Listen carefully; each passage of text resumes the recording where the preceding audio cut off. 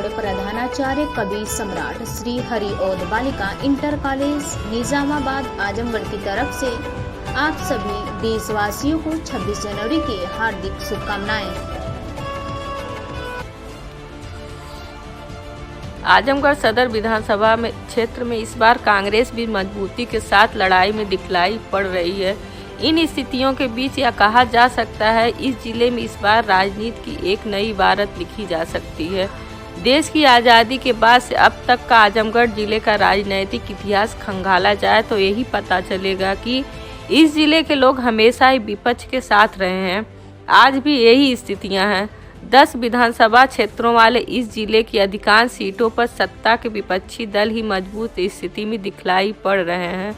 इतना ही नहीं, आजमगढ़ राजनीतिक बदलाव का इतना बड़ा पक्षधर है कि जब बसपा जनाधार के लिए संघर्ष कर रही थी और पूरे देश में पहली बार उसे लोकसभा की 2 सीटें मिली थी तो एक सीट पंजाब ने और दूसरी सीट आजमगढ़ ने दिया था।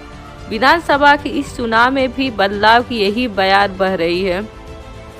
कांग्रेस ने पार्टी के जिला अध्यक्ष व लोकप्रिय जननेता प्रवीण सिंह को आजमगढ़ सदर सीट के मैदान में उतार दिया है।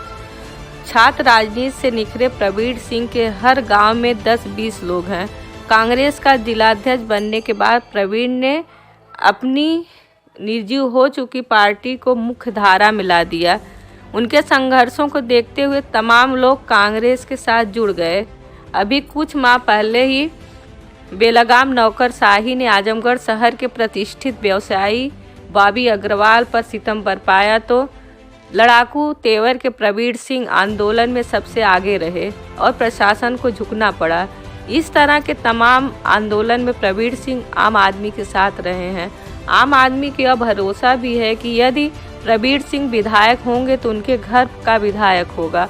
प्रवीण सिंह भी अपने परिवार के सदस्य की तरह लोगों के सुख दुख में हमेशा शरीक होते रहे हैं।